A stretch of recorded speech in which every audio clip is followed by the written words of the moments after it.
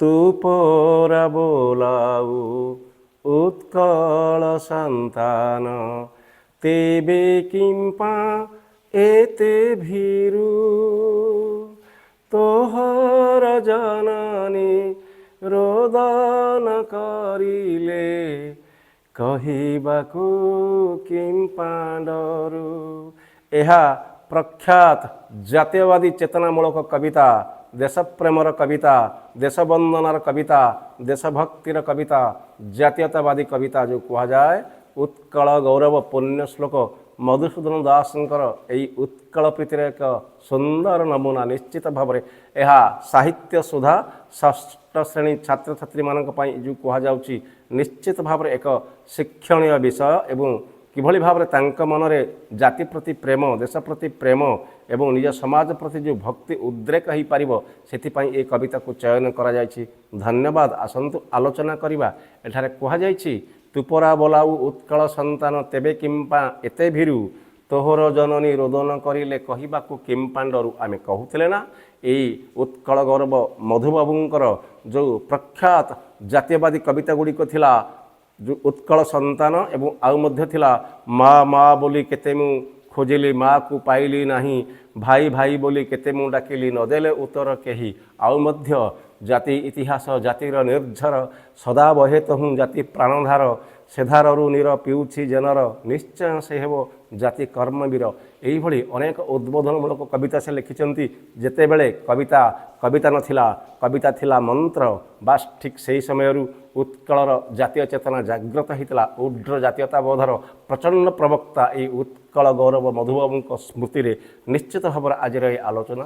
ସେ ନିଶ୍ଚିତ ଭାବରେ ସନ୍ତାନମାନଙ୍କୁ ଉଦ୍ବୋଧନ ଦେଉଛନ୍ତି, ଉତ୍କଳୀୟମାନଙ୍କୁ, ଓଡ଼ିଶାର ଲୋକମାନଙ୍କୁ ଯେଉଁମାନଙ୍କର ଚେତନା ଯେଉଁ କୁହାଯାଉଛି ପଙ୍ଗୁ ହୋଇ ସାରିଥିଲା ସେତେବେଳେ। ସେ କହୁଛନ୍ତି କାହିଁକି ଏତେ ଭୀରୁ ହେଉଛୁ, କାହିଁକି ଏତେ କାପୁରୁଷ, କାହିଁକି ଏତେ ଦୁର୍ବଳ ଜୀର୍ଣ୍ଣ ଶୀର୍ଣ୍ଣ।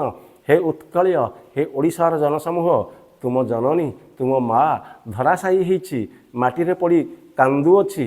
ତମେ କାହିଁକି କହିବା ପାଇଁ ଭୟ କରୁଛ?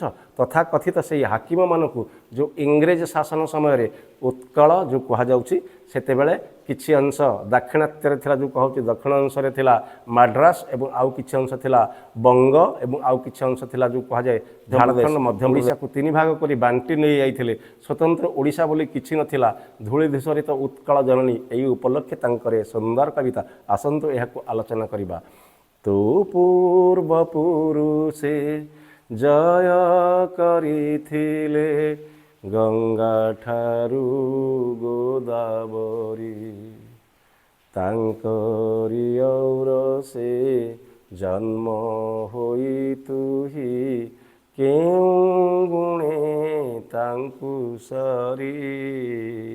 କୁହାଯାଇଛି ଅତି ସୁନ୍ଦର ଭାବରେ ତୋ ପୂର୍ବପୁରୁଷେ, ହେ ଉତ୍କଳୀୟ, ହେ ଓଡ଼ିଶାବାସୀ, ତୁମେ ଶୁଣ, ତୁମ ପୂର୍ବପୁରୁଷମାନେ ଯେଉଁମାନେ ଜୟ କରିଥିଲେ ଗଙ୍ଗାଠାରୁ ଗୋଦାବରୀ। ଆମେ ଜାଣିଛେ ଭାରତର ଉତ୍ତରରେ ଗଙ୍ଗା ନଦୀ ପ୍ରବାହିତ ଏବଂ ଭାରତର ଦକ୍ଷିଣରେ ଗୋଦାବରୀ ନଦୀ ପ୍ରବାହିତ। ଗଙ୍ଗାଠାରୁ ଗୋଦାବରୀ, ଆଗଙ୍ଗା ଗୋଦାବରୀ ଜାକୀର୍ତ୍ତି ଭାସ୍ୱର ଥିଲା।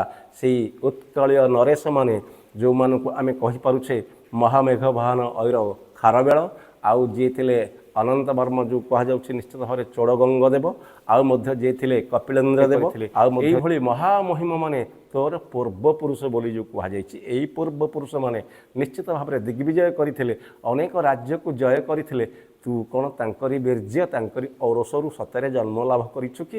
ତାଙ୍କ କେଉଁ ଗୁଣେ ତୁ ସମାନ ହେବୁ ସରି। ଏହି ଅର୍ଥରେ କୁହାଯାଇଛି ପିଲାମାନେ। ତୁମନେ ଭାବିଛୁ ତୋଷା ମଦ କରି ବଢ଼ାଇବୁ ଜାତିମାନ, ତୋଷା ମଦିଆର କୁକୁର ପ୍ରକୃତି ଅଇଁଠା ପତରେ ଧ୍ୟାନ। ବାସ୍ତବିକ ତୁ ଯଦି ମନେ ମନେ ଏକଥା ଭାବିଥାଉ ଯେ ତୋଷାମଦ କରି ଖୋସାମଦି କରି ମୁଁ କିଭଳି ଭାବରେ ମୋ ଜାତିର ମାନ ବଢ଼େଇବି, ଇଂରେଜ ଏଇ ଯେଉଁ କୁହାହେଉଛି ଇଂରେଜ ସରକାରଙ୍କର ପଦଲେହନ କରି ତୈଳମର୍ଦ୍ଦନ କରି ମୁଁ ସେମାନଙ୍କର ନିକଟତର ହେବି, ମୋ ଜାତିର ମୋ ଓଡ଼ିଶାର ମାନକୁ ବଢ଼େଇବି, ମୋର ସ୍ୱାର୍ଥକୁ ହାସଲ କରିବି, ତାହା ହେବ ନାହିଁ।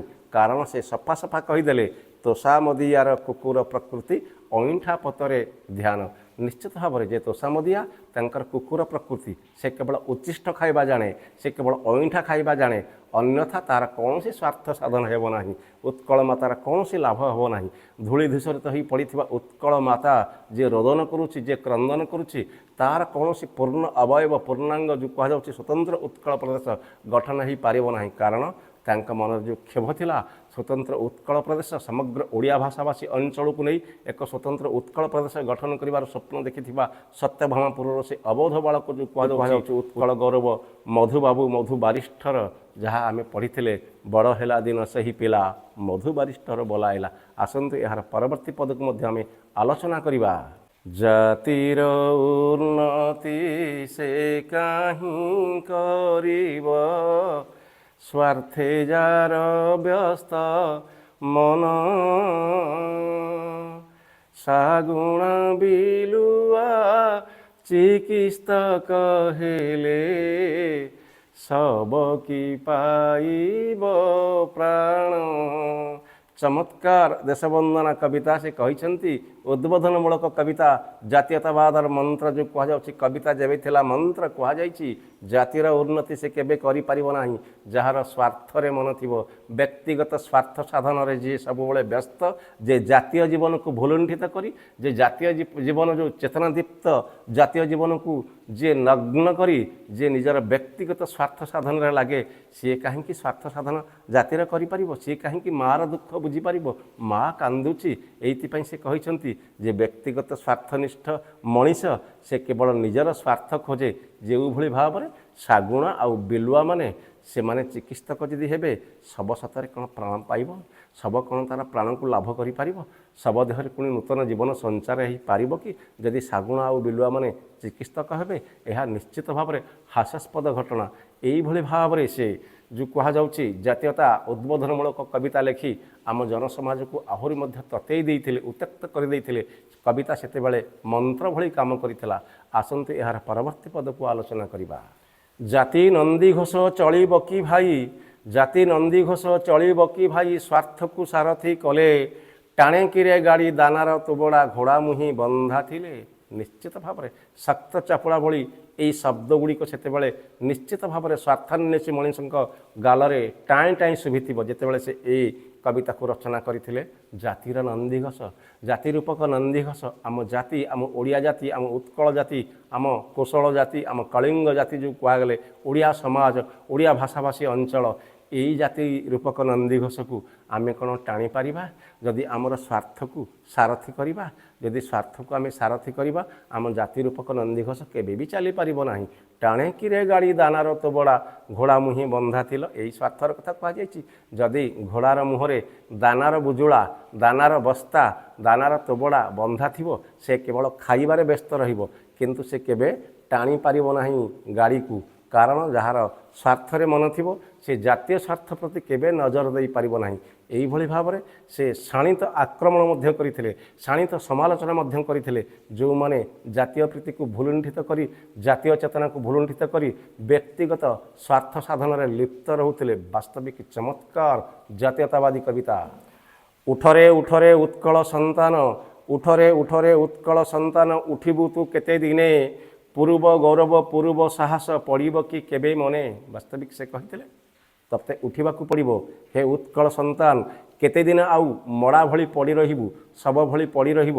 ହେ ଉତ୍କଳର ସନ୍ତାନମାନେ, ଓଡ଼ିଶାର ସନ୍ତାନମାନେ, ଓଡ଼ିଆ ଭାଷାଭାଷୀ କହୁଥିବା ଯେଉଁ କୁହାଯାଉଛି ଲୋକମାନେ, କେତେଦିନ ଆଉ ମୃତବତ ମୃତ ଶବ ଭଳି ପଡ଼ି ରହିଥିବ? ତୁମ ପିଠ ଆଉ ପିଠିରେ କୋରଡ଼ା ମାଡ଼ ଚାଲିଥିବ, ତୁମକୁ ଉଠିବାକୁ ହେବ। ସେ ଉଠଉଥିଲେ ଏ ଜାତିକୁ, ନିଷ୍ପ୍ରାଣ ସ୍ପନ୍ଦନହୀନ ମୃତବତ ଓଡ଼ିଆ ଜାତିକୁ ସେ ଉଠାଇବା ପାଇଁ ପ୍ରୟାସ କରୁଥିଲେ ତାଙ୍କ ଜାତୀୟତାବାଦୀ ଉଦ୍ବୋଧନମୂଳକ କବିତା ମାଧ୍ୟମରେ। ଆଉ ସେ କହିଥିଲେ, ଉଠରେ ଉଠରେ ଉତ୍କଳ ସନ୍ତାନ, ଉଠିବୁ ତୁ କେତେ ଦିନେ, ପୂର୍ବ ଗୌରବ ପୂର୍ବ ମହିମା ପଡ଼ିବ କି କେବେ ମନେ।